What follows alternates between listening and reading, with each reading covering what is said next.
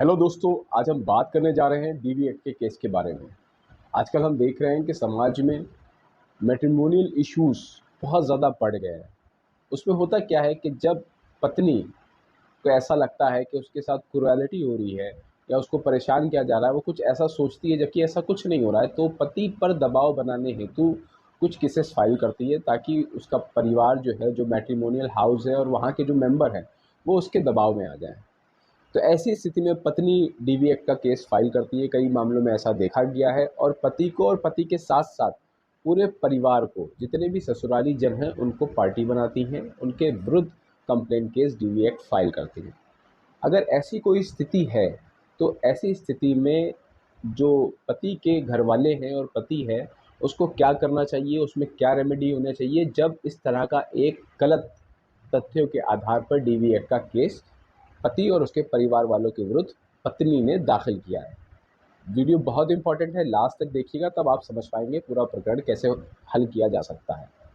दोस्तों, वीडियो शुरू करने से पहले रिक्वेस्ट करते हैं आपसे, जो भी नए व्यूवर्स हैं हमारे चैनल पे, प्लीज़ चैनल को सब्सक्राइब कर लें, वीडियो को लाइक कर लें और बेल आइकन दबा दें, जिससे आगे आने वाले जो इंपॉर्टेंट वीडियोस हैं उनके नोटिफिकेशंस आपको टाइम टू टाइम मिलते रहें। आइए दोस्तों, शुरू करते हैं आज का वीडियो। आजकल देख रहे हैं हम लोग ये कि मैट्रिमोनियल डिस्प्यूट्स बढ़ रहे हैं, जबकि पहले समाज में ऐसा नहीं होता था। पहले घर बने रहते थे, क्योंकि दोनों पक्ष, जो भी मतलब लड़की पक्ष वाले हों या लड़के पक्ष वाले हों, दोनों का सपोर्ट रहता था कि अगर कोई डिस्प्यूट भी होता था तो उसको आपस में बैठ के सुलझा लेते थे। लेकिन अब दौर बदल गया है, समाज में कुरीतियाँ बढ़ गई हैं और ज़रा ज़रा सी बात में विवाद हो जाते हैं।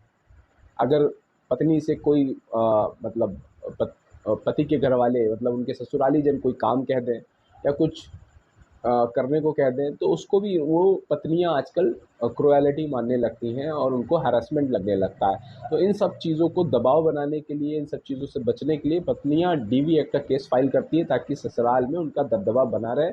जब ये केस कॉम्प्रोमाइज़ होगा तो उनकी पत्नियों की मतलब बात मानी जाएगी, ससुराल में उनका पलड़ा भारी होगा। इसलिए गलत तथ्यों के आधार पर कभी कभी पत्नियां इस तरह के केसेस फाइल कर देती हैं। अगर इस तरह के झूठे तथ्यों के आधार पर कोई डीवी केस फाइल किया गया है तो उसमें करना क्या है, जबकि सारे परिवारजनों को मुलजिम बनाया है पत्नी ने उस कंप्लेन केस में। तो सबसे पहले आप एक बात समझिए, जो डीवी एक्ट का जो केस है, इसमें कोई भी ज़मानत करवाने की आवश्यकता नहीं होती है। कोई भी ऐसा इसमें प्रोसीजर नहीं है कि अगर कोई कंप्लेंट केस फाइल हुआ है डीवी एक्ट के अंतर्गत तो उसमें आपको ज़मानत करवानी पड़ेगी। तो इसलिए परेशान होने की सबसे पहले आवश्यकता नहीं है। दूसरी बात, इसमें आपको ऑब्जेक्शन फाइल करना होता है। जब भी पत्नी अपने पति के विरुद्ध, ससुराल जन के विरुद्ध डीवी एक्ट का केस फाइल करती है तो उसमें आपको ऑब्जेक्शन फाइल करने होते हैं। लेकिन इसमें जो पत्नी ने अपने ससुराली जनों को फंसा लिया है, जैसे सास हो गई, ससुर हो गए, नंद हो गई, जिस नंद की शादी हो गई है, इवन उसका भी नाम डला दिया है, जबकि वो वहाँ पर नहीं रहती है और समटाइम्स वो अपने मायके आती है और अपनी माँ से मिलती है और उसका उसकी भाभी से कोई भी लेना देना नहीं है, फिर भी उस नंद का भी नाम डलवा दिया है। अब ऐसी स्थिति में करना क्या है? ऐसी स्थिति में आपको ये करना है कि उन सभी लोगों का सबसे पहले नाम निकलवाने का प्रयास करना है। इसके लिए आपको समझना पड़ेगा कि डीवी एक्ट बनता कहाँ पर है, किस मामले में परिवारजनों के ऊपर डीवी एक्ट बनेगा। डीवी एक्ट जो है तभी एप्लीकेबल होगा जब एक ही घर में एक ही किचन यूज़ हो रहा हो, तभी डीवी एक्ट एप्लीकेबल होगा। तो आपको अपना नाम निकलवाने के लिए ये प्रूफ करना पड़ेगा कि जो बहू थी या जो भाभी थी, वो बिल्कुल अलग रह रही थी, हम लोगों से कोई लेना देना नहीं है। वो शादी होके आई थी, हमने उनको अलग, मतलब जैसे 2-3 खंड का घर है तो हमने उनको अलग फ्लोर पे शिफ्ट कर दिया है। वो अपना खाती पकाती हैं अपने हस्बैंड के साथ, हमारा उनसे कोई भी ऐसा नहीं है कि हम साथ में रह रहे हैं। क्योंकि जब आप साथ में रहेंगे तभी डोमेस्टिक वायलेंस का इश्यू क्रिएट हो सकता है, अदरवाइज़ नहीं।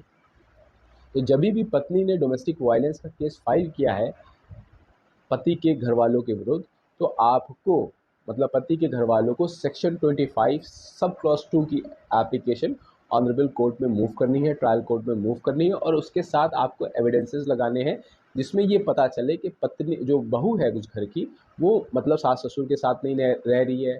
और अगर नंद है, नंद अगर अपना एप्लीकेशन फाइल कर रही है अंडर सेक्शन 25 सब क्लॉज 2 में, तो वो बताएं उसमें डिस्क्राइब करके आएँ सारे तथ्यों को बताते हुए कि उनकी शादी इस तारीख को हो गई थी और वो अपने मैट्रिमोनियल हाउस में रहती हैं, वो यहाँ नहीं रहती हैं। तो इस तरह से ऑनरेबल ट्रायल कोर्ट ऑर्डर करके आपका नाम निकाल देगी। सबसे पहले तो प्रक्रिया ये करना है कि अपना नाम निकलवाना है और उसके लिए एप्लीकेशन फ़ाइल करनी है सेक्शन 25 सब क्लॉज़ 2 की विद एविडेंसेस।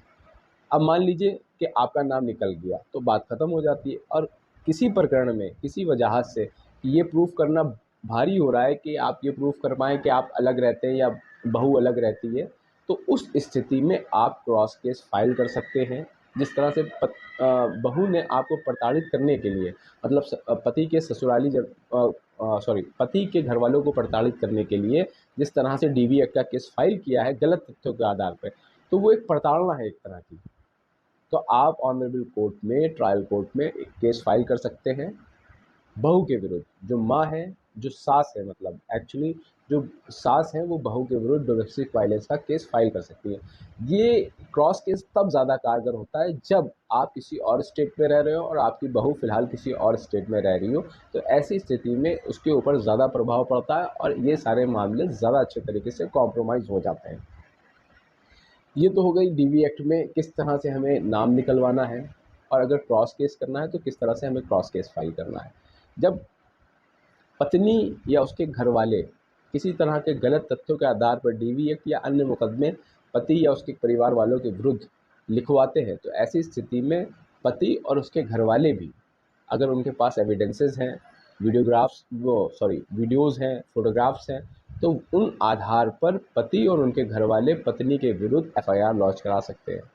अगर कोई मारपीट हुई है, अगर पति के ससुराली जनों ने, मतलब पत्नी के परिवार वालों ने पति के साथ बदतमीज़ी की है, उसका हैरेसमेंट किया है, उससे मारपीट की है, उससे गाली-गलौज की है, या उसके परिवार वालों से गाली-गलौज की है, मारपीट की है, तो पत्नी और उसके घर वालों के खिलाफ एफआईआर लॉन्च करा सकते हैं। ये भी एक रेमेडी है, इससे भी कॉम्प्रोमाइज़ेज़ केसेस में हो जाते हैं और ये सारे मामले अंततः ख़त्म हो जाते हैं। तो कभी भी अगर इस तरह की सिचुएशंस आ रही हैं कि पत्नी ने डीवी एक्ट का केस फाइल किया है, तो आपको सबसे पहले उसमें से नाम निकलवाना है। अगर नाम नहीं निकलता है तो फिर आप क्रॉस केस फाइल कर सकते हैं। प्लस आप, अगर कोई घटना आपके साथ हुई है और आपके पास एविडेंसेस है, मतलब पति और उसके घर वालों के पास एविडेंसेस है, तो वो एफआईआर भी लॉन्च करा सकते हैं। और उसके बाद सबसे महत्वपूर्ण जो बात बताने जा रहा हूँ उसको समझने का प्रयास करिएगा कि यदि आपने सेक्शन 25 सब क्लॉज 2 की एप्लीकेशन ट्रायल कोर्ट में फ़ाइल करी अपना नाम निकलवाने के लिए, और वो एप्लीकेशन अलाउ हो जाती है और ट्रायल कोर्ट द्वारा आपका नाम उस मुकदमे से निकाल दिया जाता है, तब फिर आप एक सिविल सूट दाखिल कर सकते हैं। आप कॉम्पनसेशन डैमेजेस मांग सकते हैं, जो भी आपका हर्जा हुआ है, जो भी आपके पैसे खर्च हुए हैं, जो भी आपकी मतलब कोर्ट में फीसेस लगी हैं, वकील साहब ने जो चार्जेस आपने लिए, वो सारे आप चीज़ें पत्नी से क्लेम कर, बहू से अपनी क्लेम कर सकते हैं। तो अगर इस तरह का कोई प्रकरण आ रहा है, कोई झूठा केस पत्नी ने लिखाया है पति के घर वालों के खिलाफ, तो इस तरह से आप प्रक्रिया का कर उसमें रेमेडी पा सकते हैं।